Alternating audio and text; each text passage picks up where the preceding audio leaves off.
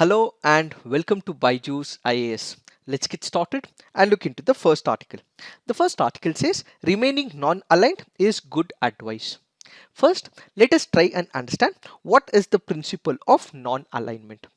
Back in the 1950s, there were two power blocks.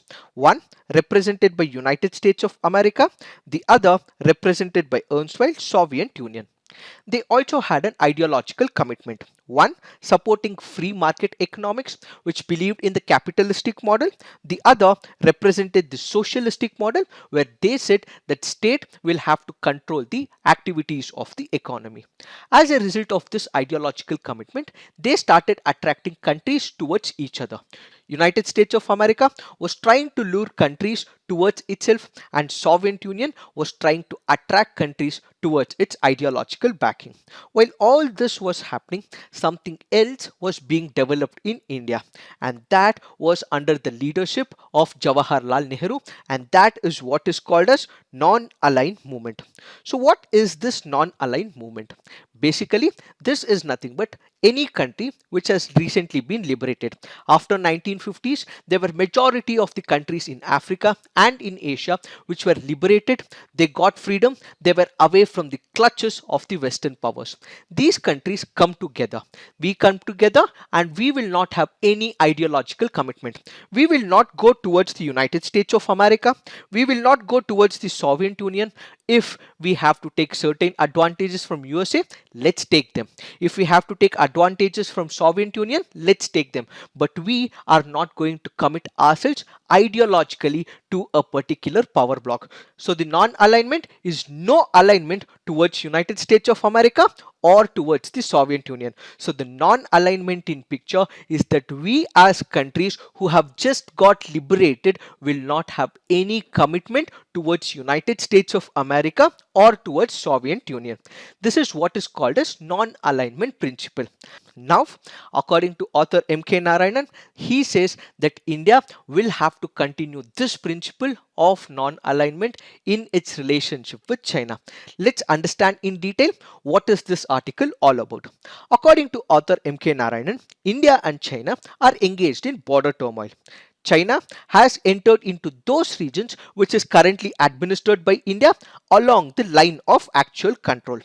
To settle this, both the countries are engaged in talks, one on the diplomatic level, the other on the military level.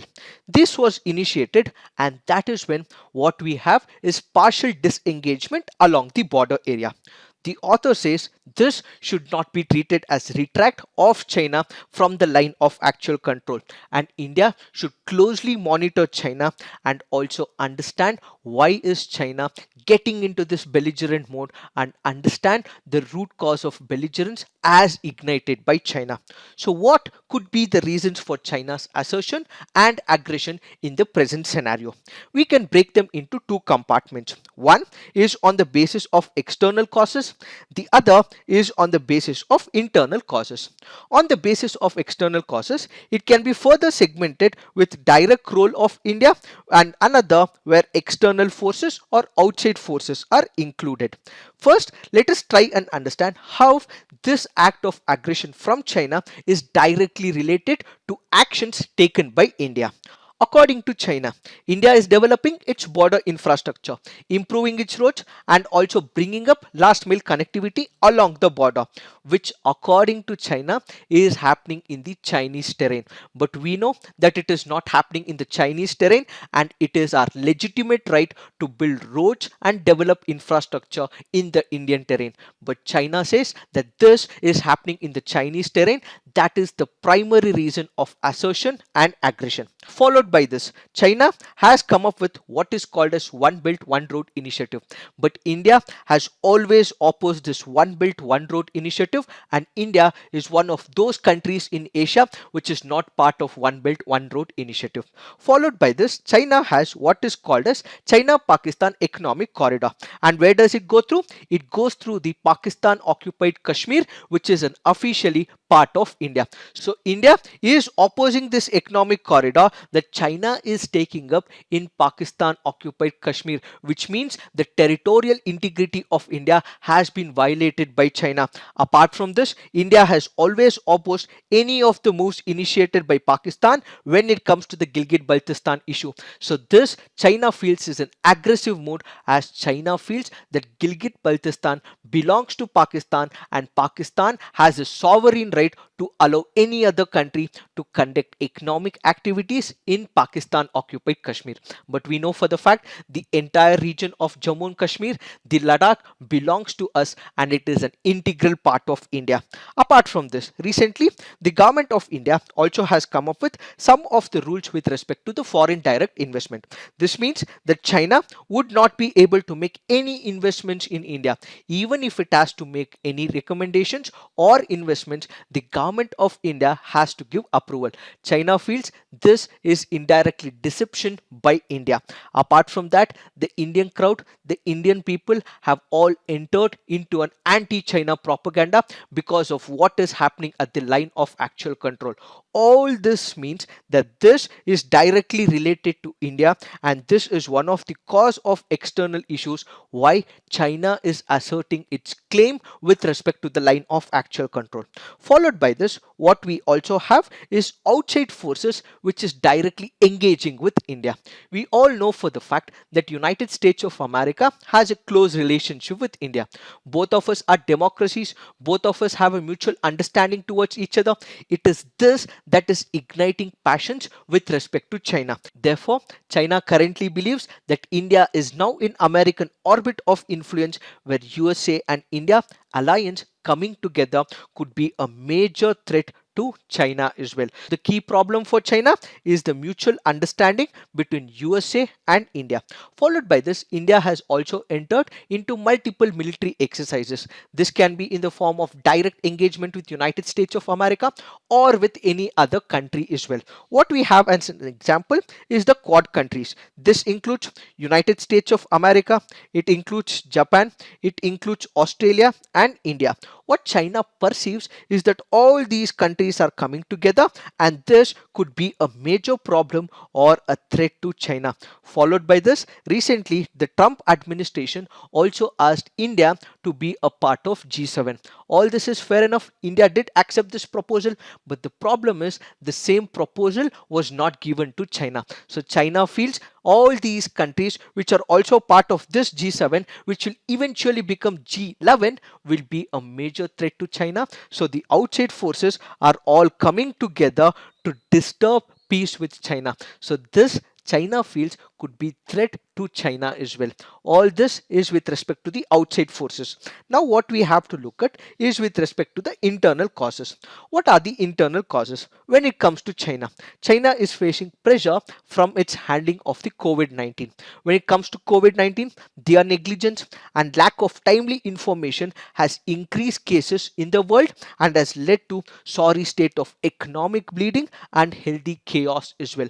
And the blame for this is being put up on China. So the major issue is with respect to the handling of COVID-19, where their reputation as a global power is now at stake, and this has hit them very badly because of the negative image that which is impacting because of COVID-19. Followed by this, Mr. Xi is one of the most powerful communist leaders, but there is growing opposition within the Communist Party of China against the Belt Road Initiative. It was his own initiative where he wanted to flex muscles, bring up economic and political activities, but now there is opposition within the Communist Party of China that they are opposing this One Belt One Road initiative. So the Communist Party people within China are opposing this move, and this is also indirectly harming the reputation of Mr. Xi as well.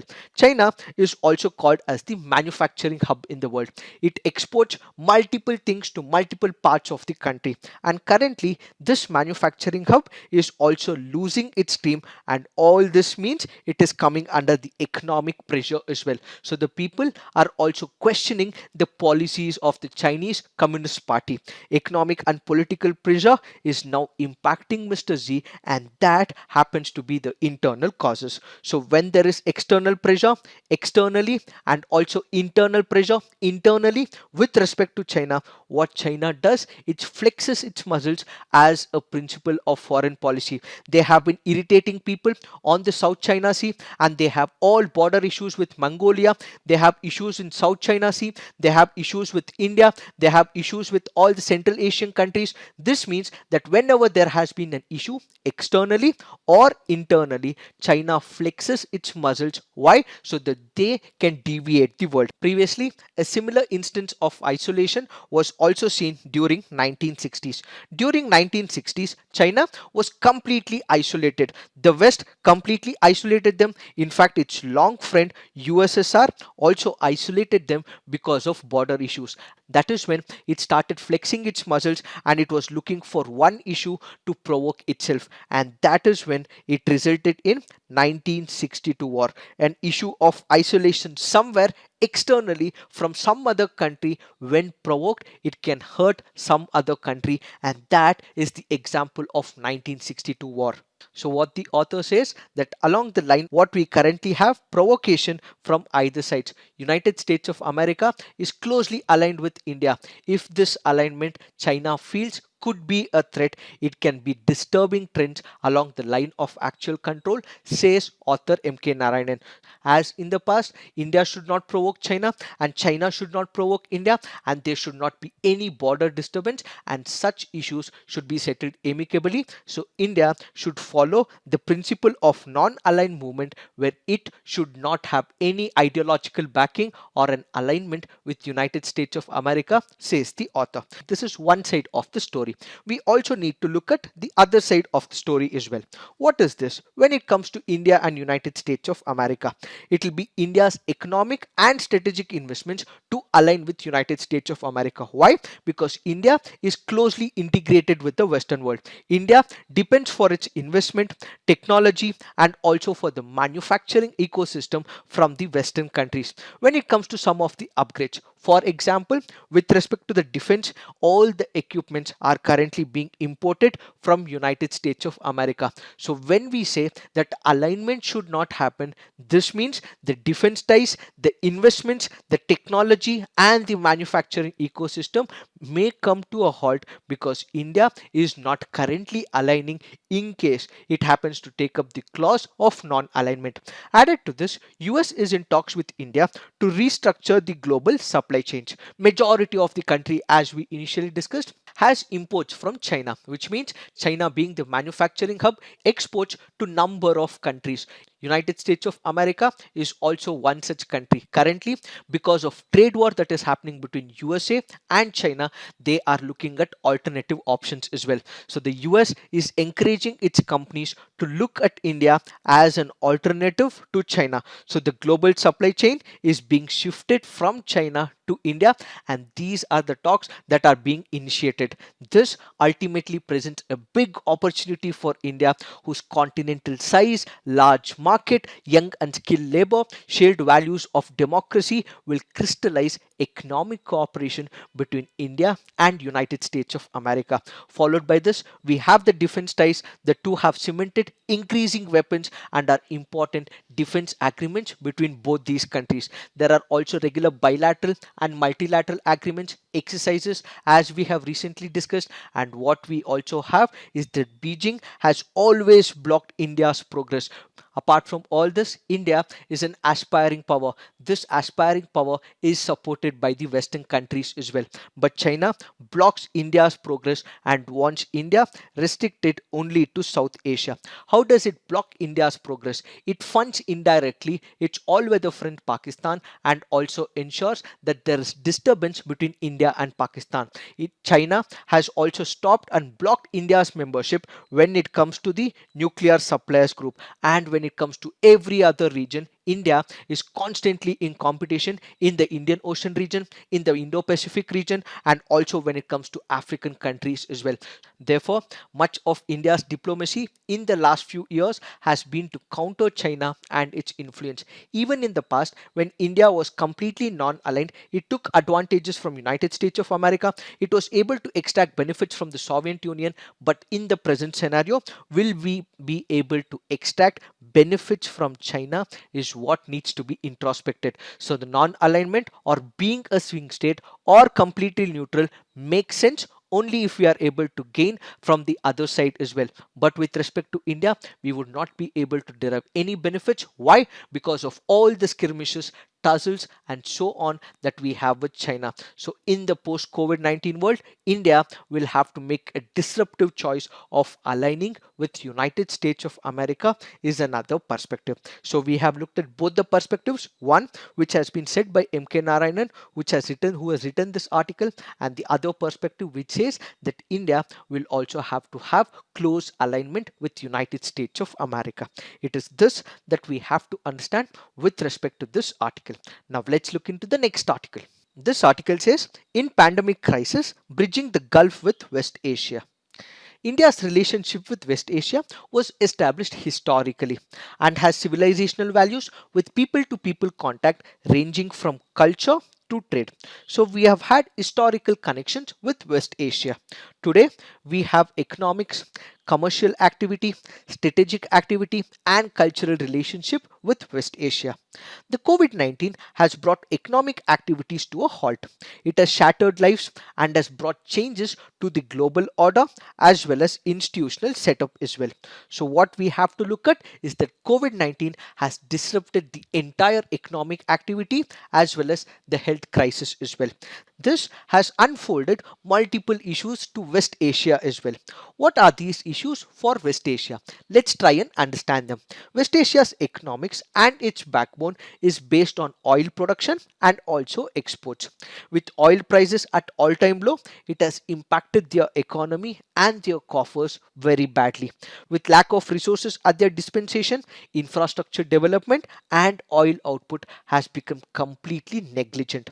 One community which will feel the heat of it is the Indian diaspora. So this article here is speaking about when there is impact in the West Asia, how is that the Indian diaspora is impacted because of all the losses that the country see in West Asia. So jobs might be lost, new jobs will not be created, and what we will also see is the reverse migration that is happening from the countries of West Asia back into India. Now let us look at some of the statistics as given under this article. India's Minister of External Affairs has said India would repatriate more than 1 lakh of its citizens between May 17 and June 13 from 60 countries. A majority of them who are coming from these countries belong to the West Asian region. Statistics further say between June 10 and June 16, there were around 20 flights which were scheduled to bring Indian citizens back between India and Saudi Arabia alone. In United Arab Emirates, more than 3.4 million Indians work. And what we have to look at when you look at West Asia in complete, there are about 9 million people who work in West Asia. Looking at the statistics further, 56% of India's annual infusion of about 80 billion remittances come from West Asia. The UAE alone is responsible for 19 billion in remittances. All that we see right now is that because of issues in West Asia, because there is oil production that is not happening, because there is infrastructure development which is facing the heat, the remittances in the future from the Indian diaspora, from the Indian community back into India will be a major issue. So these remittances that Indians were sending earlier has become doubtful, and this has become the first crisis after the 1991 war crisis that happened in the Gulf region. 70% of the small businesses that are being operated in Dubai are owned by the Indians, and this will have a significant hit on all those who have been contributing to sectors like hospitality, tourism, and other civil aviation as well. Now that all these sectors are shut, Indians will have the major impact, says the article. According to some of the statistics, UAE's hospitality sector itself contributes about 4.6% of the country's GDP, making nearly 6 lakhs jobs that are mostly fueled by the foreign workers. And that is the amount of impact that this will have on the Indian diaspora. And now, when it comes to Saudi Arabia, in Saudi Arabia, consumers are not spending in comparison to last year, which means there is a drop of about 34.6% in their spending. The government had also had plans of investing in multiple major projects, infrastructural development, and all these policies of infrastructure development is also suspended because Saudi Arabia does not have money because of its oil production losses that it has currently seen. All this means that India will have certain advantages as well. What are these advantages? Savings of the foreign exchange. India saves about 1.35 billion for each $1 drop in the oil prices. This means India will be able to reduce the deficit and will be able to save on the foreign exchange. India has also built number of strategic reserves and it is also planning to look at offshore strategic options as well. Why? Currently the oil prices are very less, so India is importing as much oil as possible so that this can be put up in the strategic reserves. These are some of the issues that is haunting countries in West Asia. The countries in West Asia are currently under tremendous losses as they are not able to build the infrastructure and the oil productivity is not at the optimal level. So what are they planning to do? They are planning to invest their money in some other country in terms of strategic reserves. So the financial institutions are hit by the COVID-19 and they are looking for investing money in other countries. So what should India do? India should ensure that when it comes to land acquisition, this should be expedited. Where is the land acquisition being taken place? And that is in the state of Maharashtra. Why? Because there is a proposal of coming up with the mega refinery project. So because they are coming up with a project, the undue delay, the tardy approach of the red tape will have to be reduced, and what India requires is expediting the land acquisition by giving all due clearances. Apart from this, once they step into a contract, the contract enforcement leads to court cases and it can also lead to litigation in India as well. So India should fast track all the resolutions, set an example so that it can attract multiple other countries in West Asia. This is in terms of what India can do for the countries. But for those people who are coming back to India because of reverse migration, because of crisis that is unfolding in the West Asia, the government will also have to take steps as well. Currently, the government has come up with what is called as Skilled Workers Arrival Database for Employment Support, which is also called as Swadesh. Under the scheme, all those people who are coming from different countries will be given a particular platform where they would be able to update their skill set as well as experience in their work, and the same will also be provided to the industries. And industries, in case they feel that this is the right person for their job role, they would be able to hire this person as well. They have also spoken to the state governments as well, and the state governments are also mutually interacting with the central government to provide employment opportunities for those who are coming back from other countries. So what else needs to be done? India will have to take all the steps, one in terms of West Asian countries, so that they can liberalize the policies and also give all due clearances, and at the same time for those people who are coming back because of reverse migration, more steps will have to be initiated, as currently what we have is initiation only for the skilled labor but more for the semi-skilled and for the underskilled. Initiations and programs will have to be initiated is what is this article all about. Now let's look into the next article. This article here is speaking about ceasefire violation. What is a ceasefire violation? Why is the ceasefire violation happening? Why does it occur? What are the statistics with respect to last couple of years? And what should be the measures taken by India? The entire analysis of ceasefire has been discussed on 13th of April under the second topic, ceasefire, at 8 minutes 8 seconds. And the link for the same will also be provided in the description box. In this article, what the author says is that because of this ceasefire violation, unprovoked shelling, soldiers have been losing their life. Civilians have lost their near and dear ones. So shelling currently is taking place even in the residential areas, killing people, and villagers are living their lives in phobia. So what is the major issue? That soldiers are losing their lives, civilians are losing their lives, people are in fear and phobia, and they are also living in temporary shelters, and all this means that all those people are not able to live in peace and tranquility. Added to this, two officials of the Indian High Commission went missing in Pakistan for a couple of hours yesterday. Incident happens immediately after India dispelled about two Pakistani officials on the charges of espionage. So these people who are working for the Indian embassy went missing for about 2 hours yesterday, all because Pakistan believed that these officials who were in India should not have been sent back. And at the same time, what the author says that he gives certain recommendations. What are these recommendations? Until peace prevails between India and Pakistan along the line of control or along the Indian border, what we need to have is we need to build bomb shelters so that people can be protected. And at the same time, because there are staff who are working in the Indian embassy in Pakistan are missing for a couple of hours, and we are not able to have serious talks with Pakistan because of COVID-19 crisis unfolding. Until and unless we have some serious talks, only minimal staff should be present in Indian embassy in Pakistan, and rest of the staff should be called back to India, are some of the recommendations given by the author. With respect to the entire analysis of ceasefire, kindly look into the 13th April analysis under the second topic. Now let's look into the next article. This article says India-China nuclear arsenals grow. According to the latest report by the Swedish think tank, which happens to be the Stockholm International Peace Research Institute, India and China have increased their nuclear arsenal. And this is in comparison to the last year, where nuclear countries are also improvising on their nuclear arsenal. Let's look at some of the statistics as given under this article. China's nuclear arsenal had gone up from 290 warheads in 2019 to 320 in the year 2020. India's went up from 130 to 140 in 2019 to 150 in 2020.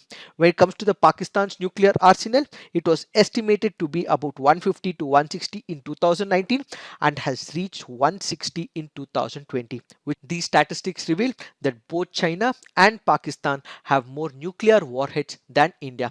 And when it comes to China in specific, China is also improvising on its nuclear arsenal. There is something called as the nuclear triad. What is the nuclear triad? One will be in the air, the other would be in the land, the third would be in the water. So this nuclear triad is being developed by China, which means they would be able to launch their nuclear missiles from land, from sea, as well as aircrafts as well. So this is also being developed by China with respect to its nuclear arsenal. Now let's look at the global picture, which are the two countries which have large number of nuclear arsenal, and that is United States of America and Russia. These two countries have most number of nuclear warheads when it comes to the nuclear arsenal. Now when it comes to the statistics, there are about 9 nuclear armed states, and that includes USA, Russia, United Kingdom, France, China, India, Pakistan, Israel and North Korea, and they have an estimated nuclear arsenal of about 13,400 nuclear weapons in the year 2020, and this has been comparatively reduced in comparison to 2019, where they had about 13,865 nuclear weapons. Why is it reduced in the year 2020? And that is because of dismantlement of old nuclear weapons by Russia as well as by United States of America. And kindly note that 90% of the global nuclear weapons are possessed by these two countries when it comes to the nuclear weapons. What are the major issues because of increase in the nuclear warheads? The major issue is with respect to the transparency. What happens is you had countries which previously gave all the information about the number of missiles that they had and the reach that this particular missile would reach to another country. But in the present scenario, countries are hiding this information. The United States of America has ended the practice of publicly disclosing the size of its stockpile. Then you have countries like Israel, which has had a long standing policy of non commenting on its nuclear capabilities. Then you also have countries like North Korea, which has publicly acknowledged that they have been testing the nuclear missiles, but they are not ready to give information about the size and scope of its inventory. This means there is lack of transparency in giving information about the nuclear warheads. All this leads to is nuclear escalation, and peace and tranquility could be disturbed because of increasing nuclear weapons. It is this that we have to understand with respect to this article. Now let's look into some of the prelims practice questions. Great Leap Forward was a policy undertaken by United States of America to overcome the Great Depression of 1929. Erstwhile USSR to bring massive changes in its economic structure. China to meet its industrial and agricultural problems. European Union which introduced key reforms after 2008 recession. The answer to this is the Great Leap Forward is a policy by China to meet the industrial and agricultural problems that which was faced after 1950. This was a project taken by China to remove poverty and also bring massive changes when it comes to industrial and agricultural sector. Why have we taken this practice question? Because of the reference given under this article. Now let's look into the next practice question. Consider the following statements with respect to Tala Maddale. It is a variant of Yakshagana theatre. It includes dance and stage conventions similar to that of Yakshagana but with no colors and costumes. Which of the above statements is or correct? The answer to this is one only. Why? This particular variant of Yakshagana theatre, which is called as Thala Maddale, does not include dance or the stage conventions. Why have we taken this practice question? Because of the reference given under this article.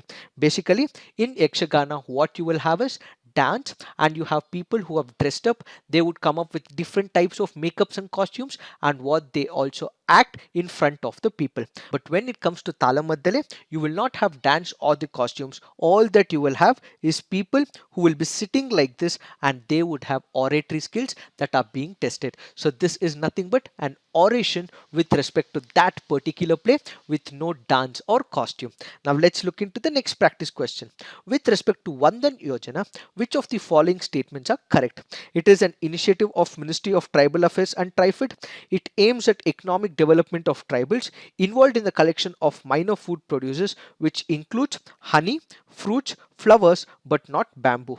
Which of them are correct? The answer to this is one only. Why? Because the minor food producers not only includes all these products, but it also includes bamboo as well.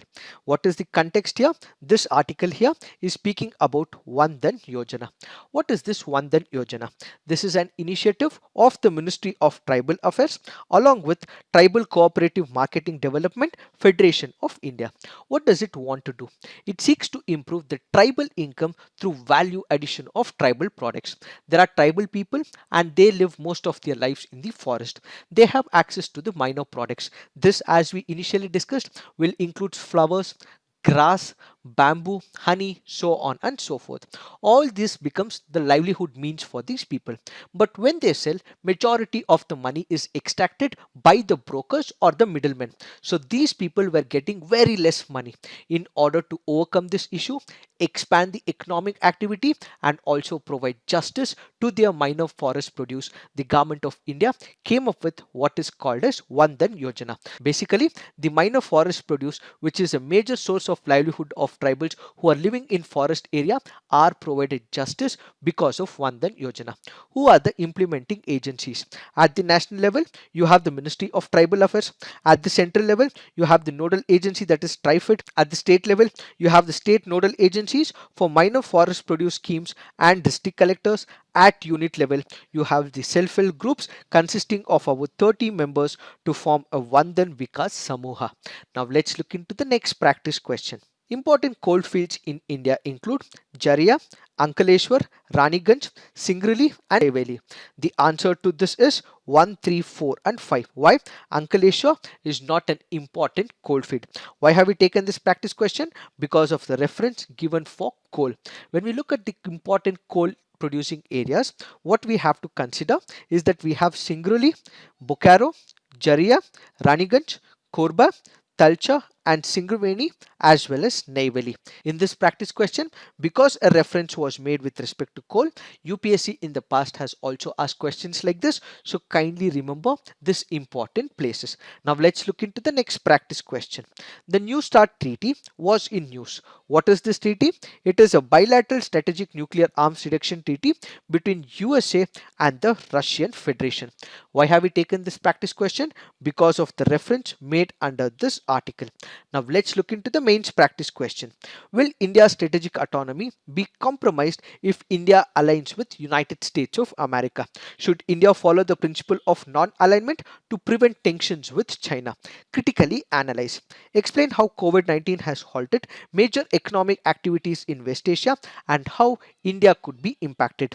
What measures should India take to prevent reverse migration crisis? We give these practice questions both the prelims as well as the mains because we want you guys to write on the comment section or on our website. But what we see is limited participation by very few students. I would guarantee this, there is no person who's cleared this examination without answer writing. So answer writing is key for success in UPSC journey. So what we would request today is that when there is a practice question given for the prelims, take a pause, write the answer on the comment section or on the paper and then look into the answer. When it comes to the mains question, please write all your answers on the comment section so that you guys can have a peer review. Why do we insist on peer review? That is because when a person writes an answer, he brings into an answer his perspective. There would be multiple perspectives which will be built for the same answer. So you would be able to learn, relearn as well.